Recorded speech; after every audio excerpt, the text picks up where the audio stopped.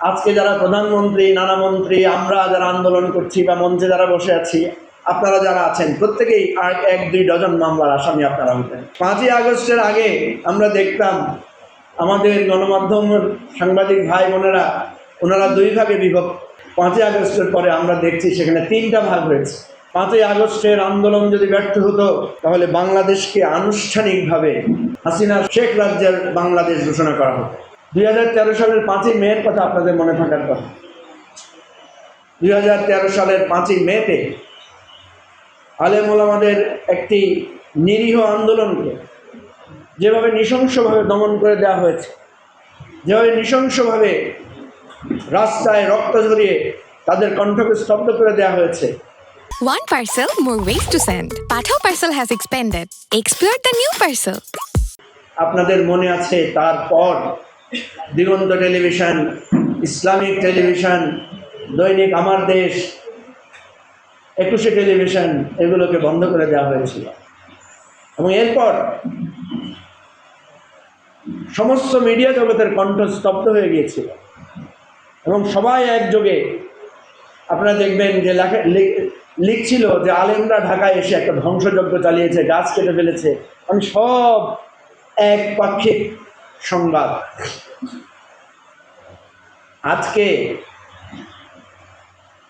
আপনারা দেখতেন এই যত শাহাদাত বরণ করেছে, যত শহীদ হয়েছে, আমাদের যত সাংবাদিকেরা জীবন দিয়েছে, প্রত্যেকের হত্যা মামলায় আজকে যারা প্রধানমন্ত্রী, নানা মন্ত্রী, আমরা যারা আন্দোলন করছি বা মঞ্চে যারা বসে আছি, আপনারা যারা আছেন প্রত্যেকেই আর 1-2 ডজন মামলার আসামি আপনারা হতেন। অনেক সাংবাদিককে গুম করা হতো। আপনারা যারা লাইভ করেছেন, বিভিন্ন কষ্টের কথা তুলে ধরেছেন, ধরে ধরে গুম করা হতো, জেলে নেওয়া হতো। আমরা শুধু অপ্রাপ্তির কথাই বলি, কিন্তু কি দুর্বিষহ জীবন থেকে আমরা মুক্তি পেয়েছি, কি দুর্বিষহ অধ্যায় থেকে আমরা রক্ষা পেয়েছি, সেই জিনিসটা আমরা স্মরণ করতে পারি না। প্রিয় ভাই বোনেরা, শুধু তাই না, যেহেতু আমরা দীর্ঘ 30 বছরের এই রাজনৈতিক আন্দোলন সংগ্রাম দেখেছি, আমি দৃঢ়ভাবে বলতে পারি 5ই আগস্টের আন্দোলন যদি ব্যর্থ হতো, গণসংগ্রাম যদি এই দমন নিপীড়নের মুখে যদি স্তব্ধ হয়ে যেত, তাহলে বাংলাদেশকে আনুষ্ঠানিকভাবে শেখ রাজ্য বা শেখতন্ত্র, হাসিনার শেখতন্ত্র বা শেখ রাজ্যের বাংলাদেশ ঘোষণা করা হতো।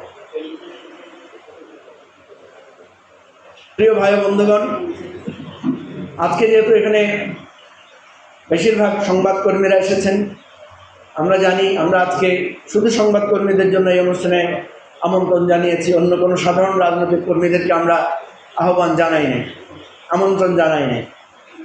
যদিও এই সময়টা অনেক অ্যাসাইনমেন্ট থাকে, অনেক ব্যস্ত থাকে, সেজন্য হয়তো এখনও অনেকে পথে আছেন। আপনারা জানেন জুলাই গণ অভ্যুত্থানের পরে যে কয়েকটি কমিশন গঠন করা হয়েছিল, তার মধ্যে একটা গুরুত্বপূর্ণ কমিশন ছিল গণমাধ্যম কমিশন, গণমাধ্যম সংস্কার কমিশন। সেই গণমাধ্যম সংস্কার কমিশন গঠনে আমরা এখানে যারা আছি অনেকেই অবদান রেখেছিলাম, কিন্তু আফসোসের বিষয় যে সেই কমিশনের কোনো সুপারিশ বাস্তবায়নের মুখ দেখেছে কিনা বা সুপারিশগুলো কতটুকু অগ্রসর হয়েছে সে সম্পর্কে আমরা কোনো কিছুই জানি না। আমি আজকে আপনাদেরকে অনুরোধ করব যে আপনাদের উচিত গণমাধ্যম কর্মীরা যারা আছেন তারা এটার জন্য একতাবদ্ধ হয়ে আন্দোলন করা, সংগ্রাম করা।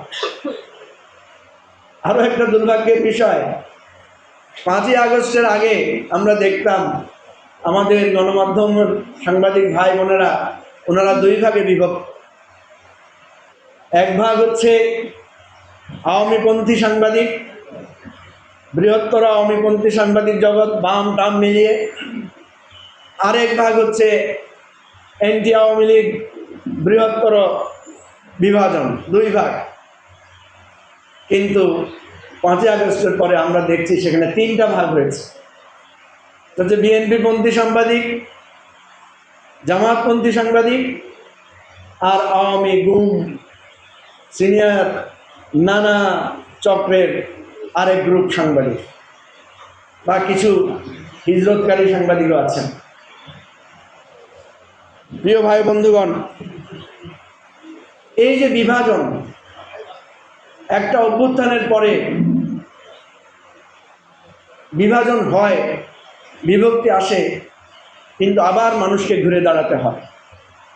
আজকের এই অনুষ্ঠান থেকে আমরা আহ্বান করব যে আপনারা এই বিষয়গুলো নিয়ে আওয়াজ তোলেন, কথা তোলেন। ঐক্যবদ্ধতা ছাড়া কখনো মানুষের পরিবর্তন, সংস্কার, মুক্তি আসে না। সুতরাং মনে রাখতে হবে যে এত বড় একটা গণ অভ্যুত্থানকে আমরা কখনো বৃথা যেতে দেব না, আমরা কখনো ব্যর্থ হতে দেব না। যতটুকু ব্যর্থতা, যতটুকু সমালোচনা, যতটুকু ভুল আমরা দেখব, সেটাকে সংশোধিত করে আমাদেরকে সামনের দিকে এগিয়ে যেতে হবে। আজকে যে গণতান্ত্রিক পার্লামেন্ট শুরু হয়েছে, আমরা দেখছি যে সরকার ধীরে ধীরে তার পুরনো পথে হাঁটছে। আগের যে বিএনপি ক্ষমতায় ছিল, যেরকম ছিল, আমরা ভেবেছিলাম যে এত নির্যাতন, নিপীড়নের পরে একটা পরিবর্তিত সরকার আমরা দেখতে পাবো, একটা পরিবর্তিত সরকারি দল আমরা দেখতে পাবো। হ্যাঁ, নিঃসন্দেহে কিছু পরিবর্তনের আভাস দেখছি। কিছু আমি আজকে পত্রিকায় দেখলাম যে শুধু প্রধানমন্ত্রীর প্রটোকল না, অনেক প্রায় 18-20 জন মন্ত্রীর প্রটোকল কাটেল করে নেওয়া হয়েছে। মাত্র 6 জন মন্ত্রী এবং একজন উপদেষ্টার জন্য প্রটোকলের গাড়ি রাখা হয়েছে, বাকিদের প্রটোকল প্রত্যাহার করা হয়েছে। এগুলো সবগুলো ইতিবাচক দিক, কিন্তু আমাদেরকে মনে রাখতে হবে সাধারণ মানুষের যেই আশা আকাঙ্ক্ষা, প্রতিফলন, পরিবর্তন, সেই জায়গাটায় আমাদেরকে গুরুত্ব দিতে হবে। আমার যে মা বোন যার গ্যাসের চুলায় আগুন দিতে পারে নাই বলে, যে অফিসে দিতে পারে নাই রাইট টাইমে, রাস্তায় জ্যামের কারণে কিংবা লোডশেডিংয়ের কারণে যে গ্রামটি, যে কৃষক খেতে সেচ দিতে পারছেন না, তার অধিকারের কথা কে বলবে?